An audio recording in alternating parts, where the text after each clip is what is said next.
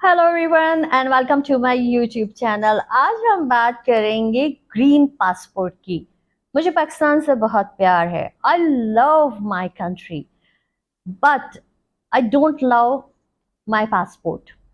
या आजकल हमारे यूथ का एक माइंडसेट बनता जा रहा है कि उन्हें ग्रीन पासपोर्ट से ज्यादा दूसरे पासपोर्ट, बल्कि इसमें यूथ भी नहीं है, हर दूसरा तीसरा पाकिस्तानी उसकी पूरी कोशिश होती है कि कुछ भी करके हमें अमेरिकन पासपोर्ट मिल जाए, हमें ब्रिटिश पासपोर्ट मिल जाए, हमें कैनेडियन पासपोर्ट मिल जाए। आजकल तो कनाडा की तरफ से काफ़ी अट्रैक्शंस भी दी जा रही है इमिग्रेशन को लेकर, इमिग्रेंट्स को लेकर। लेकिन लेकिन लेकिन उसके लिए आपका चेक किया जाता है आपका बैंक बैलेंस, उसके लिए आपका चेक किया जाता है आपका फाइनेंशियल स्टेटस। ये तो मैं बाद में आऊँगी, लेकिन आखिर ऐसी क्या वजह है कि 75 साल के बाद भी हमारा ग्रीन पासपोर्ट, अगर मैं पासपोर्ट रैंकिंग की बात करूं, वर्ल्ड पासपोर्ट रैंकिंग की बात करूं, तो इस वक्त आपको हैरत होगी कि पाकिस्तानी पासपोर्ट 195 पर आ चुका है। और उसके मुकाबले में पाकिस्तान के बाद जो मुल्क आज़ाद हुए हैं या पाकिस्तान से जो छोटे ममालिक हैं, वो इस वक्त उनसे बहुत बेहतर, यानी अबव 100 की रैंकिंग में आ गया है। हम तो बिलो मतलब अब तो हम आई थिंक 200 भी क्रॉस कर जाएंगे और उससे भी नीचे आ जाएंगे, बल्कि 200 क्रॉस करके और नीचे जाएंगे। तो इट्स सो बैड टू सी। मुझे तो बहुत, मतलब एक होता है ना कि तकलीफ हुई। एक तो आजकल हालात भी ऐसे चल रहे हैं कि इंसान को डिप्रेशन ही हो रहा है कि 75 साल के बाद हमें यही सब कुछ देखना था जो इस वक्त हो रहा है, कि इदारों में आपस में रिफ्ट्स चल रही हैं। सियासी पार्टियां, उनके जो लीडर्स हैं, वो बजाय एक यूनिटी को लेकर, मुल्क को लेकर उन्हें जो सोचना चाहिए था अवाम को लेकर, इस क्राइसिस के दौर में उन्होंने सिर्फ और सिर्फ अपनी अपनी सियासत की। बैक टू माय टॉपिक, यानी आज का मेरा टॉपिक है ग्रीन पासपोर्ट। अच्छा, ये आखिर ऐसी क्या वजह है कि ये डिस्क्रिमिनेशन क्यों हो रही है? इसका मतलब ये है कि जब आप पाकिस्तान की जियोलॉजिकल, आप उसकी जो पोजीशन या लोकेशन देखते हैं, या जब हम जियो पॉलिटिक्स की बात करते हैं, तो पूरी दुनिया में पाकिस्तान डिस्कस किया जाता है, डिस्कस हो रहा है। लेकिन ऐसी क्या वजह है कि ये डिस्क्रिमिनेशन क्यों हो रही है हमारे साथ? ठीक है, उसके बहुत सारे फैक्टर्स हैं, और एक फैक्टर्स तो ऐसा है कि जिससे हम निकल नहीं पा रहे हैं, और वो है गुलामी वाली फीलिंग।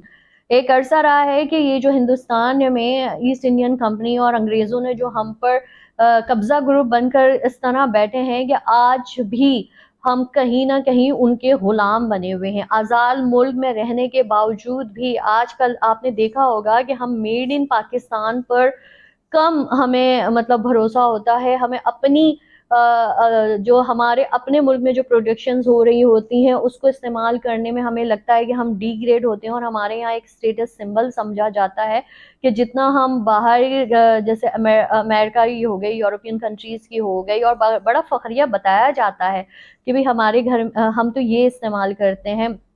क्योंकि क्योंकि क्योंकि रीजन ये है कि एक अरसा था कि 70s में, जब मैं मिडिल ईस्ट की बात करूं, तो वाकई में हमारे एक्सपोर्ट्स की मांग थी। लेकिन कुछ करप्शंस और या कुछ ज्यादा से ज्यादा फायदा हासिल करने में ये जो ग्रीडीनेस था ना, ये जो लालच था ना, इसने हमें बहुत हद तक दूसरे ममालिक में हमारे इमेज को बहुत हद तक गिरा दिया, और इसे हम कहते हैं करप्शन। मुल्क में तो करप्शन होती है कि आज भी आपने देखा होगा कि जो आटा तकसीम किया जा रहा है उसमें से रेत निकल रही है, चावल जो मिल रहे हैं, चीनी जो मिल रही है, उसमें मतलब इतनी मिलावट होती है, दूध में, मिल्क पैक में इतना यूरिया है कि वो बाज दफा आपकी सेहत को खराब कर देता है। तो ये वो करप्शन है जिसकी वजह से, ये वो फैक्टर्स अवामिल हैं जिसकी वजह से डिस्क्रिमिनेशन होती है। अच्छा, ये सिर्फ पाकिस्तान के साथ ये डिस्क्रिमिनेशन नहीं हो रही है, जितना भी हमारा साउथ ईस्ट रीजन है, इसमें इंडिया भी शामिल है। यकीन करें, इसमें इंडिया भी शामिल है, इसमें पाकिस्तान भी शामिल है, इसमें बांग्लादेश भी शामिल है, इसमें श्रीलंका भी शामिल है। मिडिल ईस्ट की बात करें तो वहां भी बहुत सारे ऐसे ममालिक हैं जो इसमें, जिनके साथ डिस्क्रिमिनेशन हो रही है।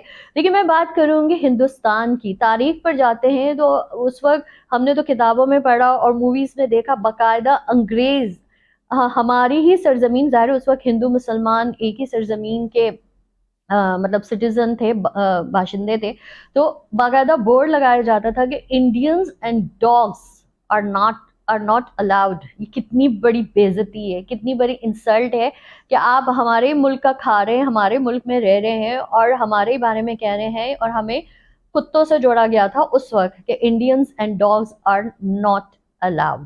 تو یہ غلامی والی یہ جو فیلنگز ہے نا، اس سے مجھے لگتا ہے کہ آج بھی ہم کس طرح، میں آپ کو پروف کر کے دیتی ہوں. آپ جائیں، آپ اسلام آباد چلے جائیں، امریکن ایمبیسی کے باہر لائنیں لگی ہوئی ہوتی ہیں، یو کے کی ایمبیسی کے باہر لائنیں لگی ہوئی ہوتی ہیں. مطلب کینیڈین تو آج کل تو ویسے ہی ہمیں وہ ایک امیگریشنس کو لے کر یا مطلب وہ اٹریکٹ کریں، اس طرح کے پروگرامز آ رہے ہیں کہ لوگ اپنا پورا جو یہاں سے فائنینس لے کر وہاں جاتے ہیں صرف اور صرف کینیڈین پاسپورٹ حاصل کرنے کے لیے یا پھر یہاں سے موو آؤٹ ہونے کے لیے. لیکن لیکن لیکن جب آپ ایمبیسی کے باہر کھڑے ہوتے ہیں تو تب آپ جب انٹر ہوتے ہیں، اور انٹر ہونے کے بعد جب مختلف جو سٹیجز ہوتے ہیں ویزا اپلائی کرنے کے، اس میں سب سے پہلے جو چیک کیا جاتا ہے وہ ہوتا ہے بینک بیلنس. نمبر 2 پر آتا ہے انکم ٹیکس ریٹرن. نمبر 3 پر آتا ہے آپ کا امپلائمنٹ اسٹیٹس یا پھر اگر آپ کا اپنا بزنس ہے تو اس کا اسٹیٹس. ٹھیک ہے. اس کے بعد آتی ہے ہوٹل بکنگ، اور اس کے بعد آتی ہے کہ آپ نے باہر ممالک میں، دوسرے دیگر ممالک میں پاکستان سے باہر کتنی ٹریولنگ کی ہے، اور ریٹرن ٹکٹ کی بکنگز. یہ ساری چیزیں وہ لوگ مانیٹر کرتے ہیں، اس کو دیکھتے ہیں. اس کے بعد وہ ڈیسائیڈ کرتے ہیں کہ ان کے پاس اتنا پیسہ ہے کہ یہ باہر جا کر امیگریشن یا ہم ان کو ویزا دے سکتے ہیں یا نہیں دے سکتے. اس کا فیصلہ ان پر ہوتا ہے. اور میں نے لوگوں کو دیکھا ہوا ہے، وظیفے پڑھے جاتے ہیں، دعائیں مانگی جاتی ہیں، درگاہوں پہ چادریں چڑھائی جاتی ہیں، صرف اس لیے کہ ہمیں امریکہ کا ویزا چاہیے، ہمیں امریکہ کا ویزا چاہیے. اور پہلے تو یہ ہوتا تھا کہ اسٹوڈنٹ ویزا میں لوگ جاتے تھے اور پڑھائی تو کنٹینیو ہوتی نہیں تھی، اور اس وقت شادیاں ہو جاتی تھیں، اور اس وقت تھوڑے سے اب کافی اسٹرکٹنیس آ گئی ہے. لیکن اس وقت یہ ہوتا تھا کہ آپ نے وہاں شادی کر لی ہے تو آپ کو سٹیزن شپ بھی مل جاتی تھی، اور سارے جو بھی وہاں کے جو ریکوائرمنٹس ہوتی تھی یا ڈاکومنٹیشن ہوتی تھی وہ آپ کی ہو جاتی تھی، اور ایز اے سٹیزن آپ مطلب آپ کو سٹیزن شپ بہت آرام سے مل جاتی تھی. پھر یہ بھی ہوتا تھا کہ بلڈ لائن کے تھرو آپ اپنی دوسری فیملیز کو بھی وہاں بلا سکتے تھے. لیکن پھر وقت ایسا آیا ٹیررزم کو لے کر، اور بہت ساری ایسی چیزیں آئیں کہ پھر وہ پروسیس اسٹرکٹ سے اسٹرکٹ ہوتا گیا. ٹھیک ہے. لیکن یہ بھی تو آپ یہ دیکھیں کہ پیسہ بھی ہمارا وہاں لگ رہا ہے، ہم خود اپنا پیسہ بھی خرچ کر رہے ہیں، ہم اپنا سرمایہ بھی خرچ کر رہے ہیں. یہ ساری چیزیں جو انہوں نے ہوٹل بکنگ دیکھتے ہیں، ریٹرن ٹکٹ بکنگز دیکھتے ہیں، اور پھر وہاں ہم اسٹے کرتے ہیں، ہم تو انہی کو بزنس دیتے ہیں. لیکن ان دا اینڈ جو ڈیسائیڈ کرنا ہے یس اور نو، وہ وہی کرتے ہیں. یعنی پیسہ بھی ہم خرچ کریں، اور اس کے بعد ہم سے کہا جائے کہ آپ یہ بھی کہتے ہیں کہ آل ہیومنز آر ایکول، یعنی تمام انسان ان کی نظر میں برابر ہے. ہیومن رائٹس کی وہ بات کرتے ہیں، لیکن جب ان کو فرق کرنا ہوتا ہے تو وہ ہمیں حقیر فقیر ایسا احساس دلاتے ہیں کہ جیسے ساؤتھ ایسٹ ریجن کے جو ممالک ہیں اور ان کے جو سٹیزن ہیں وہ کوئی حقیر یا فقیر ہے. لیکن ان کے ایکشنز، ان کے جو ریئیکشنز آتا ہے اس کے مطلب ہم یہی کہتے ہیں نا کہ اس میں بڑا کانٹرڈکشن ہے. تو ہم کہتے ہیں نا every action has a reaction. تو یہ جو ریئیکشن جو آتا ہے نا ہماری طرف، وہ ہمیں فیل کراتا ہے اور ہمیں انڈر ایسٹیمیٹ کرواتا ہے، اور ہمیں بہت ہی، ہم یہ کہہ سکتے ہیں کہ جیسے ہم کوئی فقیر ہیں. اچھا 21 سینچری میں آپ کا جو فیوچر ڈیسائیڈ کر رہا ہے اس وقت، جو ایک گلوبل پوائنٹ آف ویو سے، میں جیو پولیٹکس کی بھی اس پر بات ہوگی کہ جو فیوچر آپ کا ڈیسائیڈ ہو رہا ہے وہ آپ کے رنگ، نسل، زبان اور ریلیجن کے بیس پر ہو رہا ہے. اور کچھ اسلامک فوبیا کو لے کر پچھلے کئی سالوں سے، ایک ڈیکیڈ سے اسلام کے خلاف اس طرح کی سازشیں اور اس طرح کی کانسپریسیز ہو گئی کہ اس وقت جو سب سے زیادہ جو سفر کر رہا ہے ڈسکرمنیشن کو لے کر، جس میں فرق کیا جا رہا ہے، وہ مسلم ورلڈ کے ساتھ ہو رہا ہے. بہت سارے ایسے ممالک ہیں جنہیں ویزا ملنا اتنا آسان نہیں رہا، اور انہیں بہت جیسے الگ، جیسے ہم کہتے ہیں نا سائیڈ پہ لے جا کے پھر ان کے ساتھ ایک زیادتی والا برتاؤ یا ان کے ساتھ ہم یہ کہہ سکتے ہیں کہ بہت حد تک ان کو وہ خود اپنی انسلٹ فیل کرتے ہیں. اس کے مقابلے میں اگر آپ سنگاپور کو دیکھیں، اچھا اب یہاں پر بات آ جاتی ہے ویزا فری کنٹریز کو لے کر کہ سنگاپور جس کو سنگاپور پاسپورٹ ہولڈر کو وہ فریلی موو کر سکتے ہیں، 123 ممالک میں ان کی انٹری فری ہے. اس طرح بہت سارے ایسے ممالک ہیں. یورپ میں یہ ہے کہ وہ جو ان کا ایک پاسپورٹ ہوتا ہے اس میں آپ پورے یورپ گھوم سکتے ہیں، کینیڈا ہے، امریکہ ہے. تو یہاں پر دو طرح کی کیٹیگریز ہے، ایک ہے ویزا فری انٹری اور ایک کچھ ممالک ایسے ہیں جہاں پر آپ وہاں پر جا کر ان کے ایئرپورٹ پر ہی آپ کو ویزا مل جاتا ہے. لیکن جب میں نے پاکستان کو لے کر گوگل کیا اور میں نے چیک کیا کہ وہ کون سے ممالک ہیں جہاں پر پاکستانی پاسپورٹ ہولڈرز جو ہے ان کو ویزا لینے کی ضرورت نہیں ہے اور وہ ان کی انٹری فری ہے، تو آپ یقین کریں جو گوگل میں جو ممالک کی لسٹ آئی، آنیسٹلی میں کہہ رہی ہوں میں نے وہ نام پہلی دفعہ پڑھے. مطلب ہے وہ ممالک لیکن میں نے وہ نام پہلی دفعہ پڑھے. اچھا دوسری طرف وہ ممالک کہ جہاں پر آپ ایئرپورٹ پر آپ کو ویزا مل جاتا ہے، تو اس کی بھی جو فہرست ہے، اس کی بھی جو لسٹ ہے وہ دیگر ممالک سے پاکستانی پاسپورٹ ہولڈرز کے لیے تھوڑی سی کم ہے. مطلب اگر دیکھیں، لیکن یہ جو ہوتی ہے نا کہ یہ جو فرق کیا جاتا ہے کہ کس ممالک کے جو پاسپورٹ ہولڈر ہے ان کی انٹری فری ہے اور کون سے ایسے ممالک ہیں کہ جن کو میرا آج کا ٹاپک بھی ہے پاسپورٹ رینکنگ کو لے کر اور گرین پاسپورٹ رینکنگ کو لے کر، اور اس کے پیچھے کیا وہ عوامل ہیں جو میں آپ کے ساتھ آج ڈسکس کر رہی ہوں. تو نمبر 2 ایز اٹ از یہ ٹاپک سے ہی لنک ہے اور وہ ہے پاسپورٹ رینکنگ. یہ پاسپورٹ رینکنگ کرتا کون ہے؟ تو بھائی ہینلے اینڈ پارٹنر یو کے کی کنسلٹنٹس ہیں جو پچھلے 18 سال سے پاسپورٹ کی رینکنگ نکال رہے ہیں. وہ انٹرنیشنل ایئر ٹریول کا ڈیٹا انالائز کر کے ہر کوارٹر میں پاسپورٹ رینکنگ نکالتے ہیں اور وہ بیس کرتی ہیں 3 کیٹیگریز میں. نمبر 1 ہے ورلڈ ہیپینس رپورٹ پر، نمبر 2 ہے ورلڈ پریس فریڈم انڈیکس پر اور نمبر 3 ہے گلوبل فوڈ سیکیورٹی انڈیکس. یہ 3 ایسے مطلب میں یہ کہہ سکتی ہوں رپورٹس ہوتی ہیں جس کی بیس پر وہ ڈیسائیڈ کرتے ہیں کہ کس ملک کو کون سی رینکنگ دی جائے. اور جب پاکستان کی بات آتی ہے تو میں نے شروع میں کہا کہ پاکستان کو اس وقت پاکستان کھڑا ہے 195 پر انفارچونیٹلی. لیکن دوسری طرف اگر آپ یہ رینکنگ دیکھیں تو اس میں کہیں نہ کہیں کہا جاتا ہے کہ ڈسکرمنیشن تو نہیں ہو رہی ایز سچ. جو آج کل کچھ ممالک ایسے ہوتے ہیں کہ جس کے پیچھے پوری دنیا جو ہے نا پڑ جاتی ہے کہ سینکشنز لگا دو، الزام لگا دو اور کچھ بھی کر کے ان کو آئسولیٹ کر دو. تو کیا یہ رینکنگ یہ جو حالات ہوتے ہیں یہ رینکنگ پر ان رپورٹس پر اثر انداز ہوتے ہیں جس کی وجہ سے یہ جو ہینلے اینڈ میں نے ابھی جو آپ سے وہ کنسلٹنٹس ڈسکس کیے وہ ہر کوارٹر کے بعد ایک رینکنگ نکالتے ہیں اور اس کے حساب سے وہ ممالک کو ایک نمبر دیتے ہیں. فار ایگزامپل اگر دوسرے ممالک کو دیکھیں ڈسکرمنیشن کو لے کر یہ جو فرق کیا جاتا ہے، ملیشیا پاکستان سے بہت چھوٹا بھی ہے رقبے کے حساب سے اور اس کی اکانومی اور پاکستان کی اکانومی زمین آسمان کا فرق ہے. اس کے انفراسٹرکچر میں اور پاکستان کے انفراسٹرکچر میں زمین آسمان کا فرق ہے.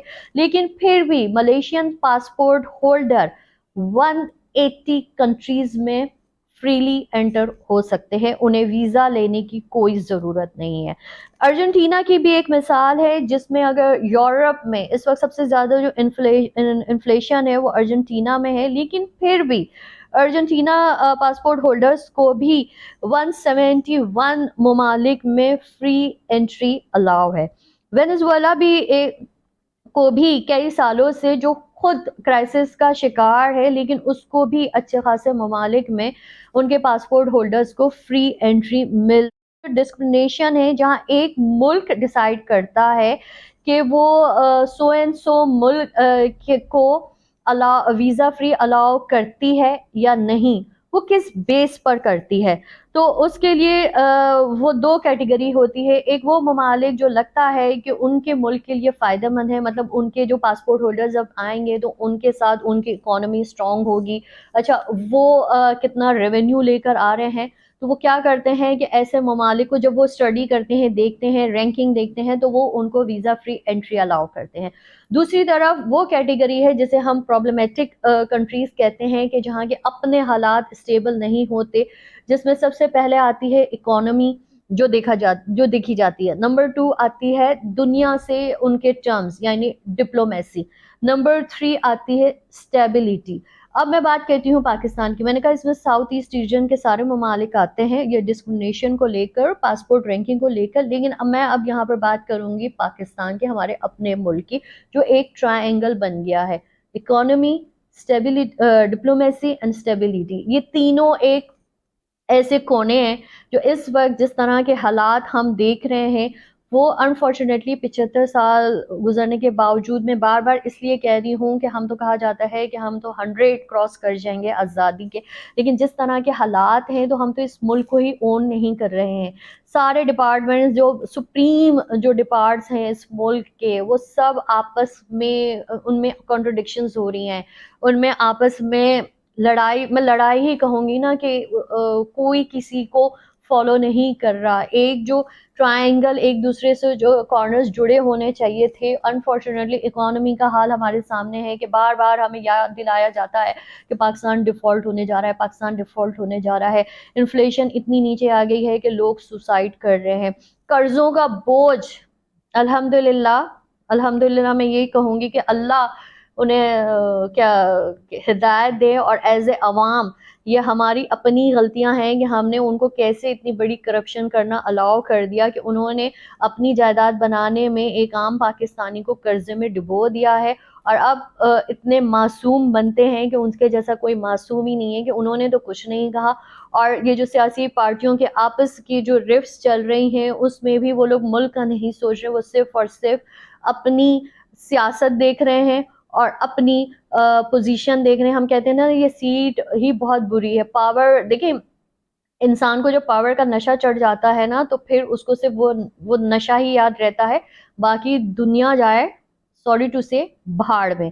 ٹھیک ہے, ڈپلومیسی کی جب ہم بات کرتے ہیں تو پچھلے کتنے سالوں سے ایک تو ریلیجن کو بیس بنا کے, دوسرا ہمارے اپنے ملک کی اندر اس طرح کے حالات پیدا کیے گئے کہ باہر کی دنیا کے ڈپلومیسی ٹرمز بہت حد تک متاثر ہوئے, اور جس میں ہم نے بہت سارے ممالک ہم سے ناراض بھی ہوئے, اور جس میں بہت سارے ممالک نے پاکستان کا ساتھ بھی چھوڑ دیا تھا, کیونکہ ہم پر لیبل لگا دیا تھا کہ پاکستان از اے ٹیررسٹ اسٹیٹ. یہ میں 9/11 کے بعد کی بات کر رہی ہوں. اور دوسرا یہ کہ جب جتنی دفعہ ہمارے یہاں 1947 سے رجیم چینج ہوئے ہیں, جس میں ڈیموکریسی کی بات کریں تو ہمارے سامنے ہے کہ 1988 کے بعد ڈیموکریٹک گورنمنٹ 5 سال بھی مکمل نہیں کر پائی. صرف ایک دفعہ 2008 کے الیکشنز کے بعد پیپلز پارٹی نے 5 سال مکمل کیے. اس کے بعد نواز شریف صاحب کی گورنمنٹ آئی تھی, لیکن 2016 سے وہ جو حالات بنائے گئے اور جو پیدا ہوئے وہ اتنے انسٹیبل رہے کہ باہر سے جو پاکستان کو جو مطلب بزنس آنا تھا, وہ 9/11 کے بعد تو ویسے ہی سب پیچھے ہٹ گئے تھے. اس کے بعد کچھ پولیٹیکل انسٹیبلٹی کی وجہ سے یہ سارے حالات پیدا ہو گئے. پھر عمران خان صاحب کی 2018 کے بعد گورنمنٹ ہے, اس کا حال آج کل ہم سب دیکھ رہے ہیں, اور اس کی وجہ سے جو حالات اس وقت چل رہے ہیں وہ سب ہم سفر کر رہے ہیں. تو یہ 3 بیسک وجہ ہے, اکانومی, ڈپلومیسی اینڈ اسٹیبلٹی, جس کی وجہ سے اس وقت پاکستانی پاسپورٹ ورلڈ رینکنگ میں 195 پر آ چکا ہے.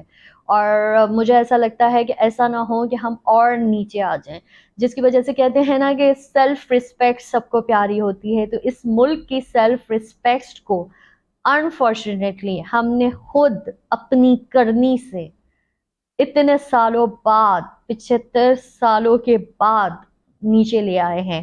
اور مجھے نہیں پتا کہ آنے والے حالات ہمیں کس موڑ پر لے جائیں گے, لیکن دعا یہی کرنی چاہیے کہ اللہ تعالیٰ پاکستان کی حفاظت کرے, اور ہم سب کو ہدایت دے کہ ہم اپنی सबसे पहले मुल्क को ओन करें, उसके बाद हम अपने पाकिस्तानी होने पर फ़ख्र करें, जो हम सिर्फ मुझे लगता है लफाजी करते हैं, और मतलब नीयत कुछ और है और अमल कुछ और कर रहे हैं और दुनिया को दिखा कुछ और रहे हैं।